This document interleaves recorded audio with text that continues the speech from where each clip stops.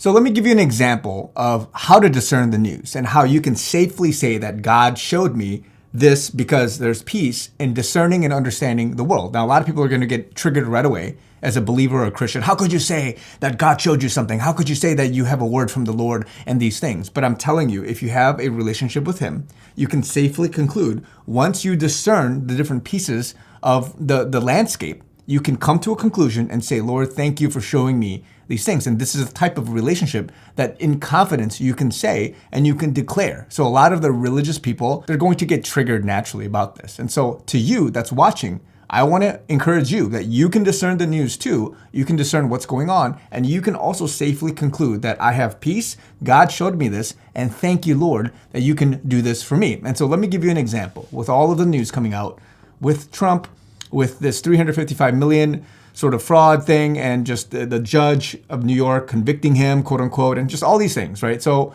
the regular person, when you turn on the news or go search this up, you would see something like this. You would say, oh my gosh, look at all these headlines. And you think because you have, a balance of The Guardian and Fox and Yahoo News and The Hill and all these things, you could be like, oh my gosh, this is crazy. You click on any one of these and you think, wow, he's ordered to pay, this civil fraud case, and this judge, Angeron, 92-page paper, that's a lot. So I guess that means he is guilty because he was allegedly falsifying the net worth on his financial statements to overinflate the assets of his real estate holdings and all of these things. That's crazy.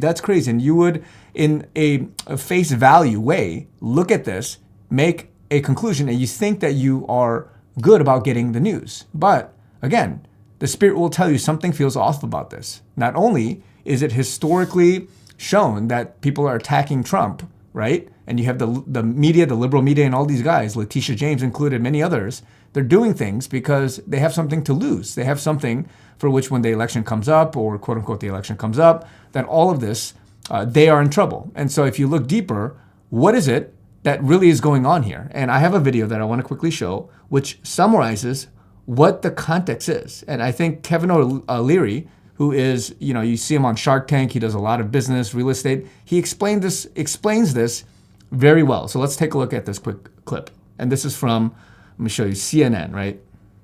You've been doing real estate for decades. Does this case strike you as odd?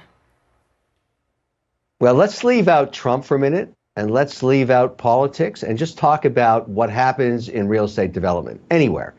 So if you're a developer and you've got a building on a block anywhere in America and it's worth, let's say, $500 million, and you want to build a building right beside it, you go to the bank and say, this building is worth $500 million. I'd like to borrow a construction finance loan against this asset, and I want you to tell me it's worth $500 million too. And the bank negotiates with you and says, well, no, we think it's worth $400 million. And you fight it out. You're always trying to show your assets in the brightest light with the sunshine you can possibly determine for them. You want them to be worth the very most, because you're only going to get a 40 or 50% loan to value, as it's called. Then you borrow that money. In the case of a $500 million asset, maybe you get $250 million, and you build a new building with a construction finance loan. And so that's what this case is all about. And by the way, forget about Trump. Every single real estate developer everywhere on earth does this. They always talk about their asset being worth a lot, and the bank says no. And that's just the way it is. So in this case, when I'm trying to figure out, and I'm not pro or con, or I don't care about the politics, who lost money? Nobody. The bank got paid back the construction finance loan, and a new building was built. And if you're going to sue this case and win, you got to sue every real estate developer everywhere. This is all they do. This is what they do all day long, every day. So I don't think this thing will ever survive appeal, regardless of what the fine is. This doesn't even make sense. Now, look, I know Trump's got a lot of problems in other indictments and everything else, but this, if you're a real estate developer, you're watching this, you're saying, what is this? This is ridiculous.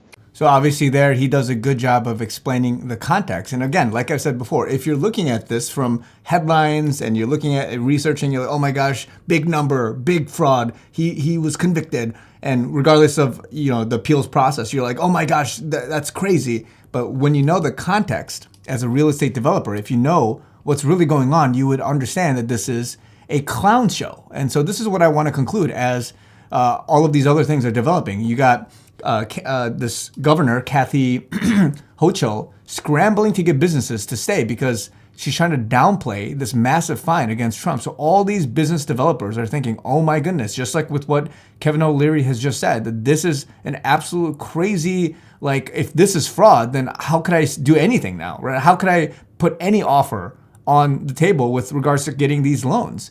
And so this is the depth for which if you are not educated and trying to go deeper and understanding context, then you will conclude the wrong conclusion. And the way that the media is saying all these things, it looks worse, but really it's a clown show because they want to get Trump. Now, what has she done recently? She's saying on a recent radio podcast or something that when asked if they should be, others should be worried if they can do that to any other, if they can do this to a former president, they can do this to anybody, right? And then she says, I think this is an extraordinary, unusual circumstance that the law-abiding and rule-following New Yorkers who are doing business have nothing to worry about because they're very different than Donald Trump and his behavior. By and large, other business owners are honest people and they're not trying to hide their assets. They're following the rules.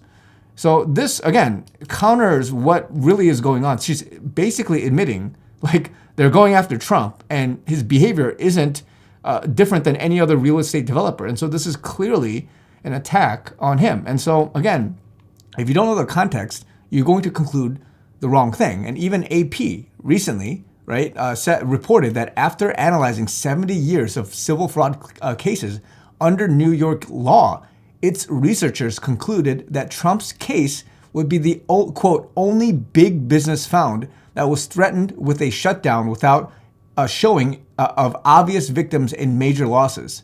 So nobody lost, right? Like as O'Leary had said, the banks, whoever profited, they all profited, right? But yet they're going after him because of who he is. And so everyone's hands are being shown. They're being exposed in a sense, and you can clearly see this. So I just want to give you guys a hint. You probably already know, a lot of you guys are already doing the research and you know the news, but this is how you have to get into the details, into the weeds, to understand the conclusion based on the objective facts at hand. So regardless, as Kevin O'Leary says, of politics of the person, what are the facts? And what is this? This is a witch hunt. This is a clown show. God has shown me clearly what's going on. And let me give you one last bit just to close it off, because what does it say in the end times? That 2 Timothy 3, 1 through 5, but this, that in the last days, perilous times will come, for men will be lovers of themselves, lovers of money, boasters, proud, blasphemers, disobedient to parents, unthankful, unholy, unloving, unforgiving, slanderers, without self-control, brutal, despisers of good, traitors, headstrong, haughty, lovers of pleasure rather than lovers of God, having a form of godliness, but denying its power. And from such people, turn away. I'm not going to read the rest of it, but Matthew 24, and this refers to like the tribulation and the end times. I'm not going to get into the details of eschatology, but yet some of these are still apparent today, right?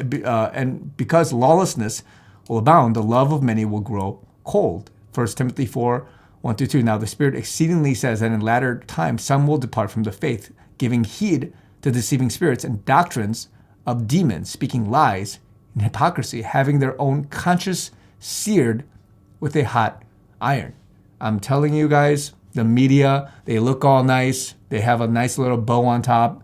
But if you do the research, you start digging, you start sifting things, regardless of what you think of a person, regardless of if you like or dislike his personality. Look at the facts on hand and see how wickedness and the fruit, because the Bible says you will know them by the fruit. How is it that certain people are conducting themselves?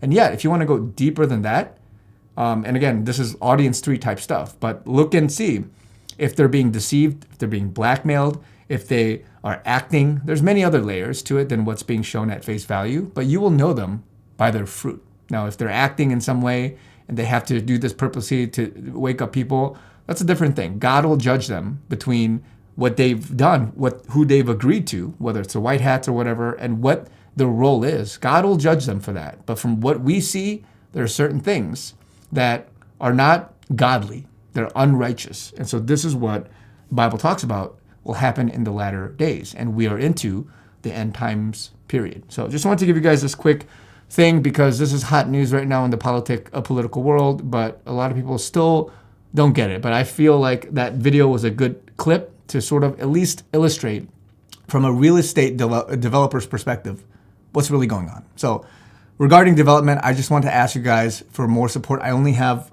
less than about a week left until I really want to make this deadline for the GoFundMe. Please, guys, I would really love your support. I'm not even halfway there, and I need all the help that I can get for the GoFundMe page. There are many people donating privately and into the Give, Send, Go. Either or works, but I have that as well as my video yesterday. I'm gonna try to have it thumbnailed right here so you can click on it. I would love it if you guys can watch that video as well. But love you guys. Please help me. Please support me. I have more things that are coming, more items that or store items that will drop, and I'll make those announcements at some point. Love you guys. Talk to you guys very soon.